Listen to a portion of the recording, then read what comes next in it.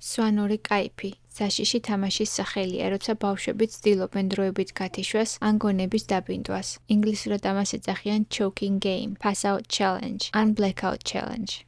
ეს უბრალოდ თამაში არ არის და არც არაფერია მასში მისტიური. ამას სამედიცინო ახსნა აქვს. ამ დროს ტვინს ჟანგბადი აღარ მიეწოდება და ადამიანი წამებში ითიშება. შეიძლება მოწყვეტით დაეცეს, თავი დაარტყას, გამოიწვიოს კრუნჩხვა, ტვინის ისეთი დაზიანება, რომელიც აღარ აღდგება, ან სიკვდილიც. ბავშვებო, თქვენ ბევრ ამას ჩვენზე უკეთიგებთ და ითვისებთ. შეგიძლიათ თავადვე გადაამოწმოთ ინფორმაცია და ერთმანეთს აუხსნათ, თუ რატომ არის ეს ქმედება საშიში და რა ხდება ამ დროს ორგანიზმში. თქვენ ახლა ისეთ ასაკში ხართ, როცა ან სხვის შეცდომებზე სწავლობთ, ან საკუთარზე, მაგრამ ზოგ შეცდომას მეორე შანსი აღარ აქვს.